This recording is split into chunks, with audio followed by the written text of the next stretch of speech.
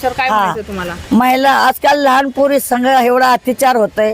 तर आम्ही महिला आहे, इथं लाईट नाही ना काही नाही, संडास आहे म्हणून गरिबी घुसतात.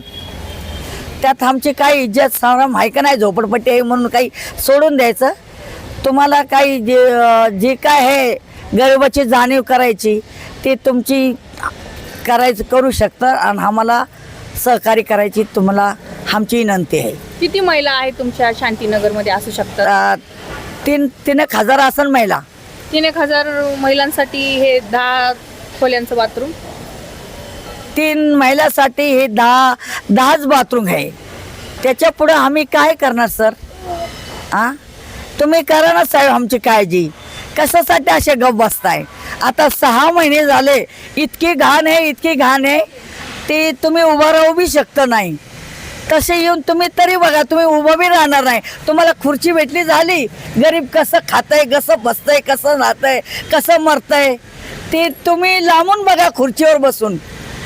कधी तर अधिकारी आलेले आहेत, तुम्ही बघितलं? आले का इथं? तुम्ही केव्हा आले? काळजी घेतली का? हे महिलाचं बाथरूम कसं आहे, काय आहे?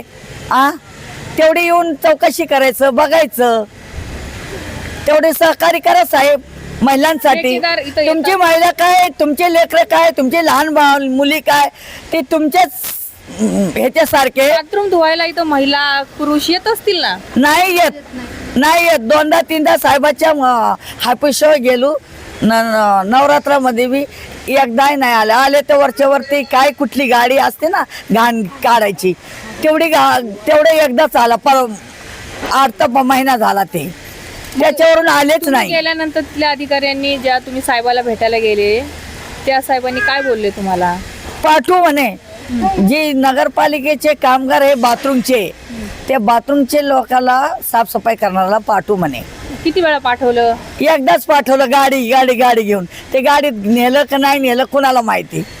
तिथं जे अधिकारी कोणीच नाही आलं. म्हणजे महिलांचं इतकं मरण झालं संडासासाठी, कुठे बसावं काय? एखाद्याला जुलाब झाले तर काय घरातच बसायचं का? परत गेले नाही? म्हाताऱ्या कोताऱ्याला जुलाब झाले, काय झाले तर कसं करायचं? परत गेले नाही साहेबाकडे? नाही गेले. नवरात्राला गेलतो. लईच घाण झाली, लईच पाण्यामुळं वाहतूक दिसायला लागली, आळ्या यायला लागले, एवढे मोठे आळ्या यायला लागले. तर मग तेव्हा गेलो आम्ही सगळं.